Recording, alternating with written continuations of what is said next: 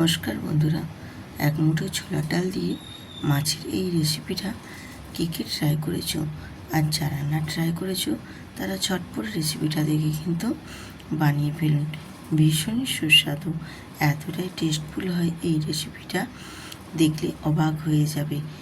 তবে রেসিপিটা দেখার জন্য আমার সঙ্গে থাকো, পুরো ভিডিওটা দেখো। আশা করছি তোমাদের ভীষণ ভালো লাগবে। মাছের রেসিপিটা বানানোর জন্য আমি এখানে 4-5 পিস যার যেটা প্রয়োজন মতো মাছের পিস নিয়ে নেবে। তো আমি এখানে গাদির দিকে পিসগুলো নিয়েছি, তাহলে কিন্তু মাছের রেসিপিটা ভীষণই টেস্টফুল হয়।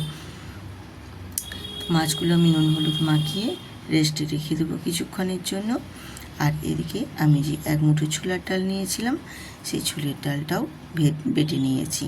বেটে নিয়ে ওর মধ্যে আমি নুন হলুদ আর একটু আদা জিরের পেস্ট দিয়ে ভালোভাবে মাখিয়ে রেডি করে নেব। এই আদা জিরের পেস্টটা দিলে কিন্তু এই যে ছোলার ডালের টেস্টটা ভীষণই সুন্দর হয়। আর এটা ভাজার পর এর টেস্ট আরোই বেড়ে যায়, এতটা ভালো লাগে এই ছোলার ডালের সাথে মাছের রেসিপিটা। তো আমি এদিকে ছোলার ডালটা বেটে রেডি করে রেখে দিলাম। আর এপাশে আমি চলে এলাম গ্যাসেতে। গ্যাসটা অন করে দিয়েছি। গ্যাসটা অন করে একটু তেল দিয়ে দিলাম, দিয়ে তেলটাও বেশ ভালো মতো গরম করে নেব। আর কড়ার পুরো চারপাশটা লাগিয়ে নেব। তাহলে আমি যখন বড়াগুলো ভেজে নেব, তাহলে খুব অনায়াসে কড়ার থেকে ভাজা হয়ে চলে আসবে, একটুও কড়ার গায়ে লেগে যাবে না। তো আমি এখানে ছোলার ডালটা যে রেডি করেছিলাম, সেই ছোলার ডাল থেকে একটা একটা করে বড়ার শেপে আমি বড়া দিয়ে দিলাম। তো বড়ার শেপটা কিন্তু খুব বেশি বড়ও দেওয়া লাগবে না, খুব বেশি ছোটো না, ঠিক মাঝারি সাইজের করে বড়াগুলো আমি এইভাবে দিয়ে দেব। দিয়ে উল্টে পাল্টে দুটো সাইডই বেশ সুন্দর করে লালচে করে ভেজে নেব। তো বড়াগুলো আমরা যেরকমভাবে ভাজি ঠিক সেরকমভাবেই একটু লালচে করে দুপাশটায় ভালোভাবে ভেজে নিতে হবে।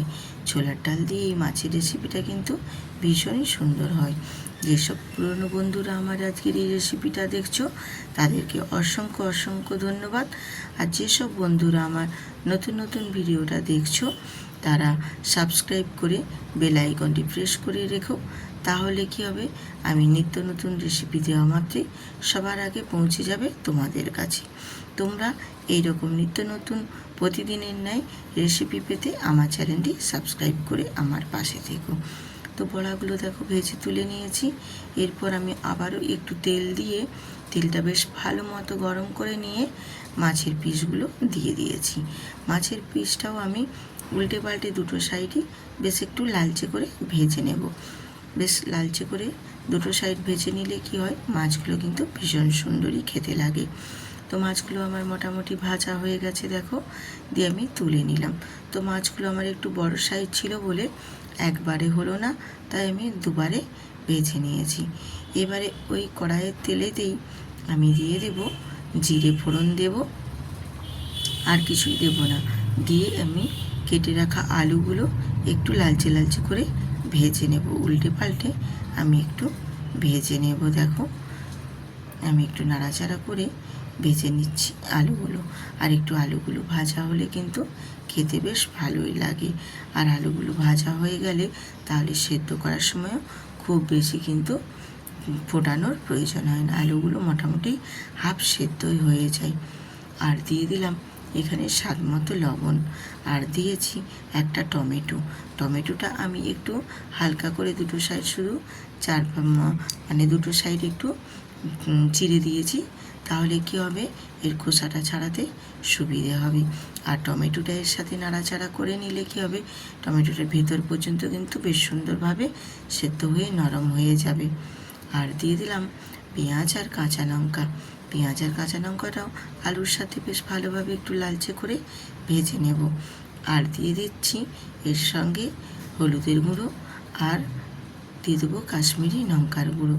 আর ঝালের জন্য তো আমি দিয়েছি এখানে কাঁচা লঙ্কা, আর আমি এখানে লঙ্কা গুঁড়ো ব্যবহার করব না। দিয়েছি কাশ্মীরি লঙ্কার গুঁড়ো, যাতে করে তরকারিটার কালারটা বেশ সুন্দর আসে। আর এদিকে দেখো নাড়াচাড়া করে নিচ্ছি। আর টমেটোটাও মোটামুটি অনেকটা সেদ্ধ হয়ে গেছে। খোসাটা এবার অনায়াসেই আমি তুলে নিতে পারবো। তো দেখো খোসাটা আমি তুলে নিচ্ছি। খোসাটা তুলে নিলে কি হয়, টমেটোটা কিন্তু বেশ সুন্দর একদম সেদ্ধ হয়ে গেছে। তো বেশ আলুর সাথে ঘাঁটা ঘাঁটা হয়ে তরকারিটা কিন্তু খুব সুন্দরভাবে গ্রেভির সঙ্গে মিশে যাবে, আর খোসাগুলাও একটুও থাকবে না। আর দিয়ে দিচ্ছি কিনে আদা জিরে বাটার পেস্ট। আর এখানে অন্য কোনো মশলা আমি অ্যাড করব না। এই আদা জিরে বাটার পেস্ট দিয়েই আজকে এই ছোলার ডাল আর মাছের রেসিপিটা বানাবো। খুবই স্বাস্থ্যকর আর খেতেও কিন্তু ভীষণ টেস্টফুল লাগবে। খুব বেশি মশলা তেল মশলা না দিয়ে এরকম হালকা ফুলকা রেসিপি বানালে কিন্তু খেতেও ভীষণ ভালো লাগে, আর শরীরের পক্ষেও কিন্তু ভীষণই স্বাস্থ্যকর। কোনো এটাতে কি বলবো, কোনো অসুবিধে হবে না শরীরের। তো যাই হোক, মশলাটা মোটামুটি দেখো আমি নাড়াচাড়া করে বেশ শুকনো শুকনো করে কষিয়ে নিয়েছি। আর টমেটোটাও দেখো একদম খুব সুন্দরভাবে মিশে গেছে। তো এই পর্যায়ে আমি এবার এখানে দিয়ে দেবো একটু উষ্ণ গরম জল। গরম জলটা দিয়ে দিলে কি হয়, তরকারিটা খুব তাড়াতাড়ি কিন্তু ফুটে ওঠে, আর আলুগুলো খুব ভালোভাবে সেদ্ধ হয়ে যাবে খুবই তাড়াতাড়ির মধ্যে।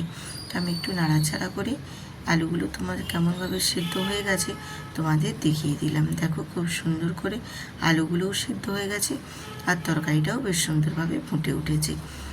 আর মাছের পিসগুলো আমি এবারে ভেজে রাখা পিসগুলো ঝোলের মধ্যে দিয়ে দিলাম।